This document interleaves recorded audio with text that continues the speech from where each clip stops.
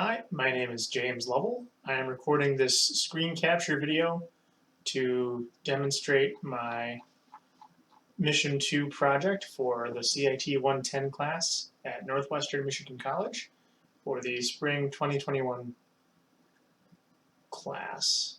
I'm going to go ahead and launch the program to demonstrate it and then walk through the code. So we start with a press any key to continue. We set the theme and introduce the program.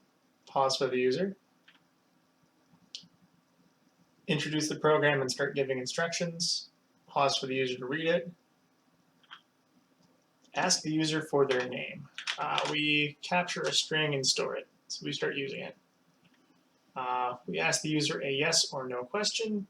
A yes launches the rest of the program. A no shunts the user to the end of the program. Gives you an awkward message and says, have a good day. Going to restart to demonstrate yes. Shift through that. With the way the code is set up, it's not case sensitive, so you can make it goofy like that as long as the letters are correct. It converts to lowercase, and the program takes any input. We ask the user to guesstimate their age. So I am roughly 25 and a half, for instance. It's going to output it in days.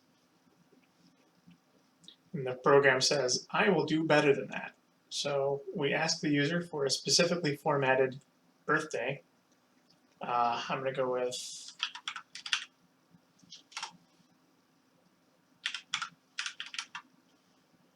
just a birthday space, and then we enter the time. I'm just going to say like 15:30, should be 3:30 in the afternoon. And I don't know anyone who knows their birthday to the exact second. I think that'd have to be weird to know that, but we coded for it. We want their exact date in seconds, so we have the properly coded input. Actually, I'm going to screw that up. I'm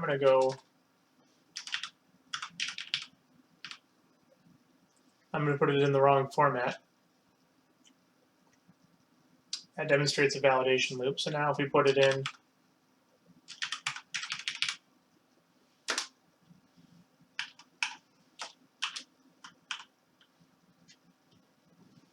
we put in a new time and date in the right format, it will take it. All right, so we say you've been alive for however many days, hours. I didn't put any minutes or seconds in there, but if I did, it would give me that. We reorganize the information in descending order, so years, months, days, hours, minutes, seconds. Then I put it in a graph and cut down on the variables to have, I don't need 15 decimal points on the number of years a person has been alive. So that wraps up the main body of the program. I have demonstrated the user's age down to the second. We thank the user for using the application after the summary screen, and we exit the program. All right, starting from the top of the program, I have a small description block naming the program. I have my name and the relevant information for description and date created and revised. I stated some of my variables up at the top, the ones that would be used for the whole program. So my user response, username, and a Boolean for valid response. I also have a couple of date time variables stored. For our opening screen, we set the theme. You saw it snap from black and white to white on dark blue. We set the window size. Welcome the user to the age calculator. We have a second screen for greeting the user and the instructions. So we have a console clear.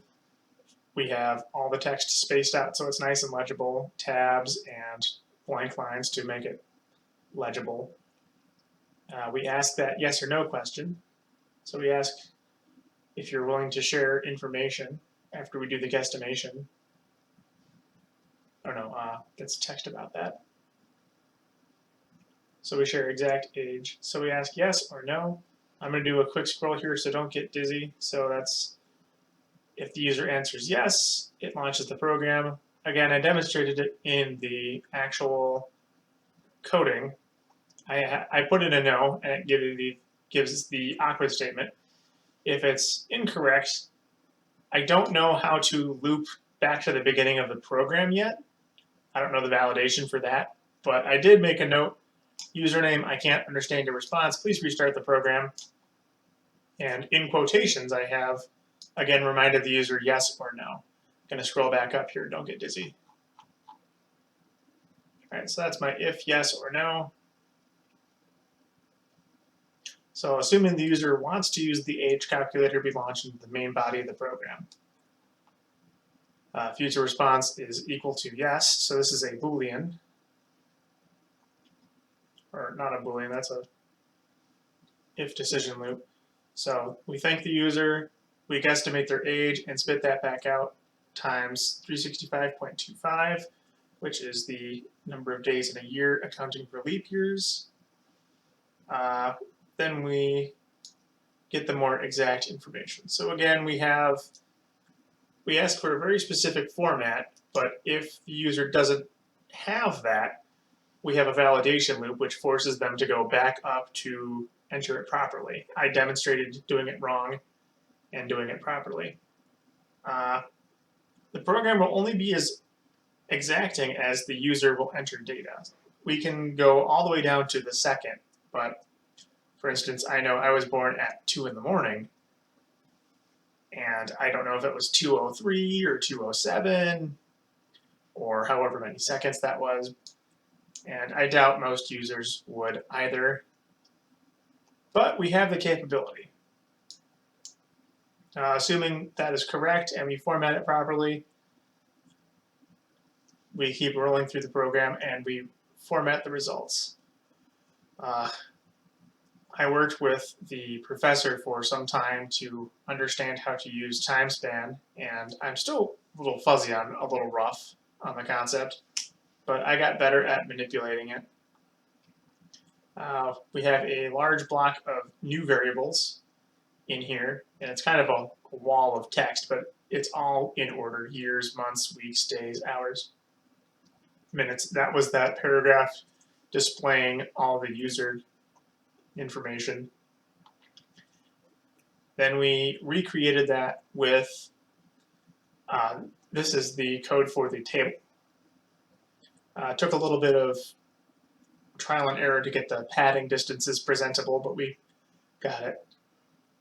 So these are all these variables that we defined up here, used in the table, and put into 1 decimal place format. We pause for the user.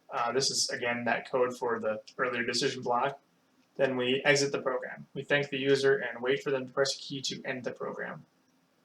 That about sums it up. Thank you.